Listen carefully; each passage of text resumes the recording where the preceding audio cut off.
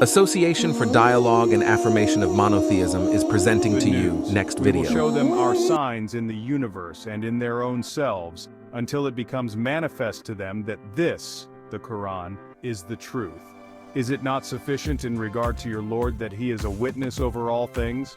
Quran 41:50.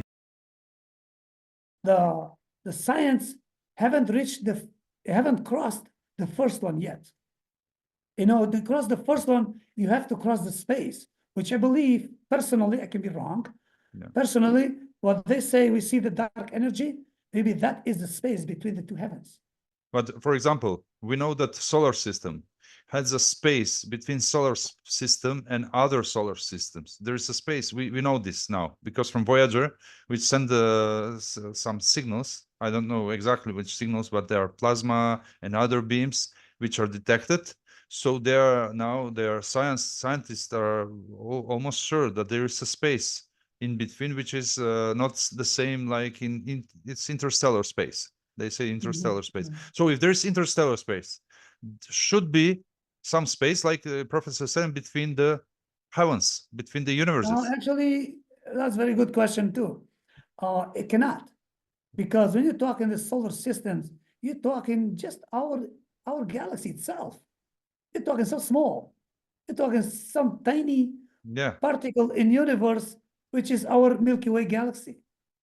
And all these stars can be, solar systems in our galaxy. Then that's a good thing, to speak now a little bit for those who are not in astronomy to hear this. When talking Kursi and Arch, it's huge, our imagination even cannot comprehend. But let's talk about the universe ourselves. Let's say the nearest galaxy, the first one, which was discovered in 1910 by Al-Sufi, which was a Muslim, the first discovery. Then in 1920s and 25, whatever, that area was discovered to be a galaxy, not a nebula. And the first galaxy actually is 2.5 or 2.7 million light years away from us, which means we see the history of the next galaxy next to us, how it was 2.5 million years ago. And if we want to see it now, how it is, we have to wait another 2.5 million years, which means that's just the first galaxy.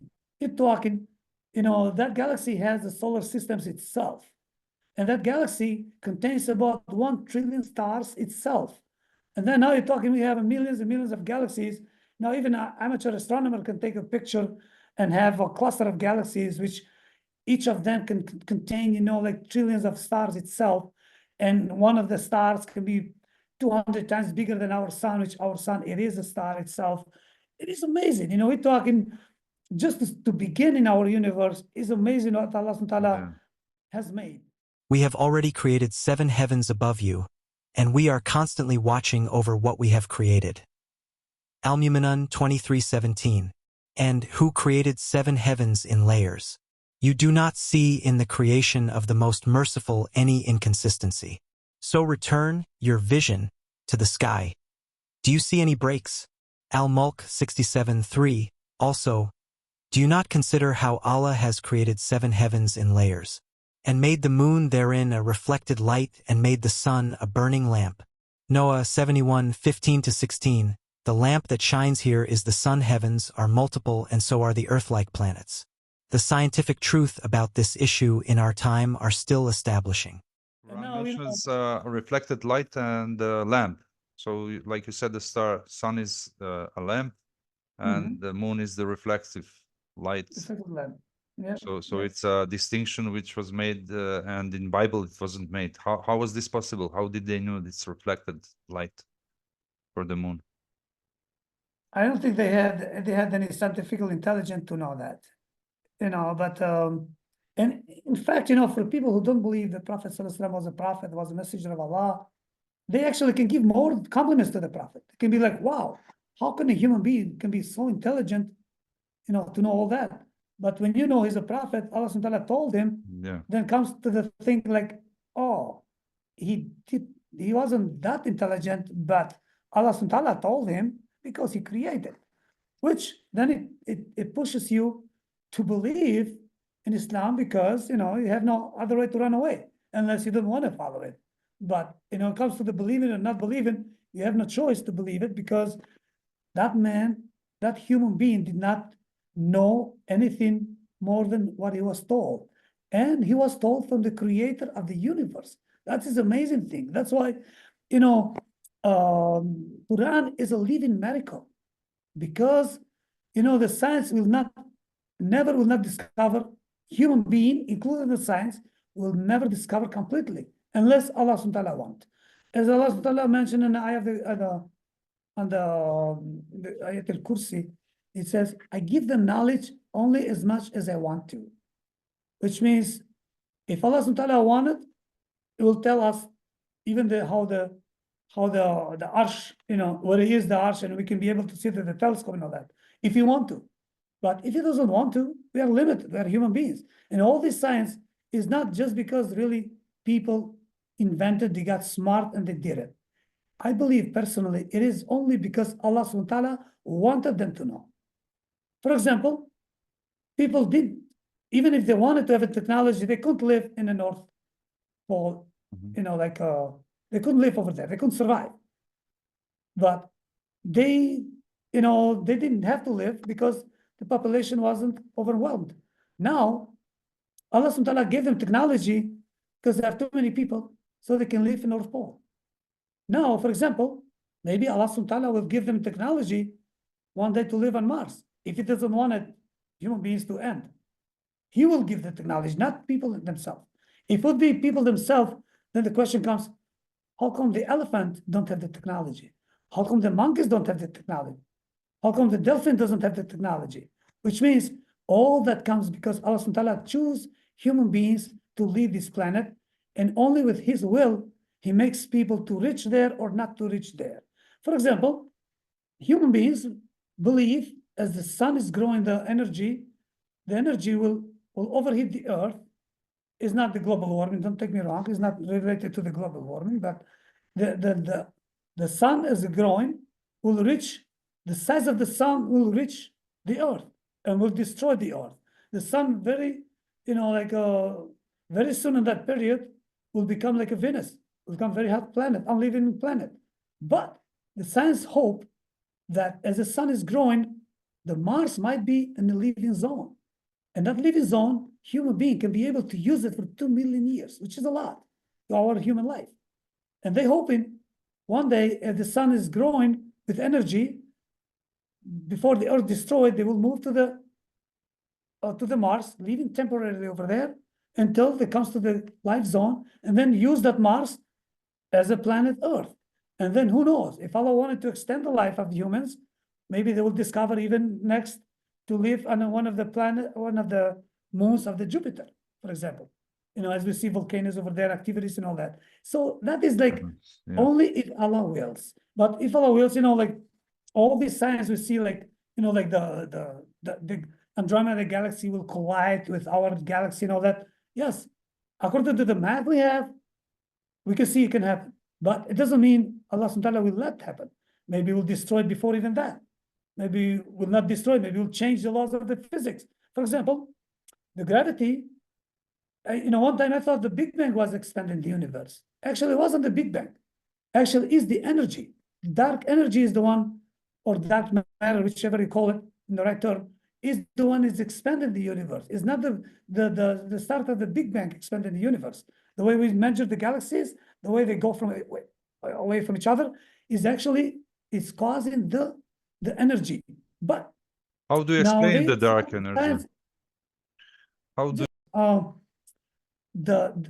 the science believe that one time they come like a cycle. One time the gravity will come stronger than energy, and then that's why how they believe the galaxies will collide again. An interesting thing I want to mention in the Quran, the verses of the Quran here, which I don't hear it a lot around, and it can be really interesting to analyze. Allah subhanahu wa ta'ala says in Quran, I will destroy the universe the same way as I created. Basically, it says, I opened the universe like a book.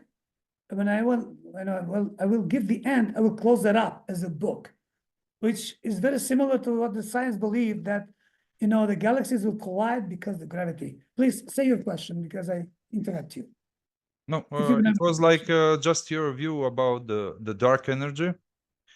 Do you think that some power is behind this with the control, like gravity? This is some law which Allah gave us in this universe. So we are controlled by these laws in some areas. But what about dark energy? Something which science doesn't explain a lot. They don't say it's something which is, because these are the energies which are maybe the biggest energy happening in our universe, and they are controlling much of the things which are happening, and they still don't recognize that there is a much bigger power controlling this. What's your thought about? Honestly, I don't have much an idea about it. You know, since even the science can speak about it much. And when it comes to the, when it comes to the religion perspective, Allah Subhanahu wa Ta'ala says, like, they will never penetrate the heaven. They will never go cross the heaven with a flight or something with, except with our will.